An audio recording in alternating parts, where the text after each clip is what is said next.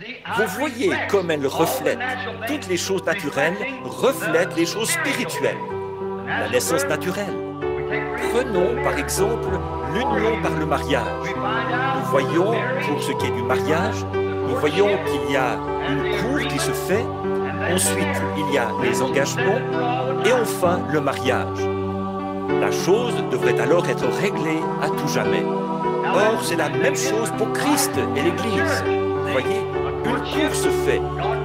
Dieu lance son appel dans nos cœurs, nous abandonnons la cérémonie du mariage et l'épouse prend le nom de l'époux. Voyez. Voilà, c'est ce qui fait d'elle l'épouse.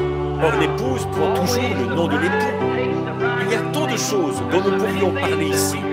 J'en ai dressé une liste. Il me faudrait presque 2 heures pour la parcourir toute, ainsi que les passages de l'Écriture à l'appui, tels que, si vous en voulez quelques-uns ici, pour appuyer ça, tels que 1 Jean 5, 7, qui montre la naissance naturelle et la naissance spirituelle et tout. L'eau, le sang et l'esprit. Et 3 dans le ciel, le Père, le Fils et le Saint-Esprit. Ces 3 sont un. Il y en a 3 qui sont d'accord sur la terre. Ils ne sont pas un, mais ils sont d'accord.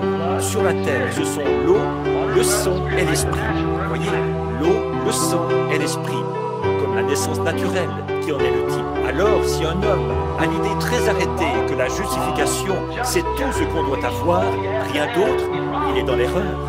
Dans l'erreur. Forcément qu'il est dans l'erreur. Et puis, si l'Église, ceux qui croient, comme beaucoup de pentecôtistes, que le Saint-Esprit c'est tout ce qu'il faut. C'est tout, simplement se repentir et recevoir le Saint-Esprit. Ça aussi, c'est une erreur. Parce qu'il faut qu'il y ait la sanctification là pour purifier avant que le Saint-Esprit entre. Sinon, vous excluez le sang. Voyez? Et la nouvelle naissance, là, les gens disent que le baptême du Saint-Esprit est la nouvelle naissance. Or ça, c'est une erreur. Le baptême du Saint-Esprit est différent de la nouvelle naissance. La nouvelle naissance, c'est lorsque vous naissez de nouveau.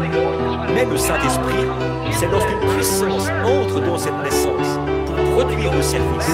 C'est exact, voyez? Le Saint-Esprit, c'est d'être baptisé dans le Saint-Esprit.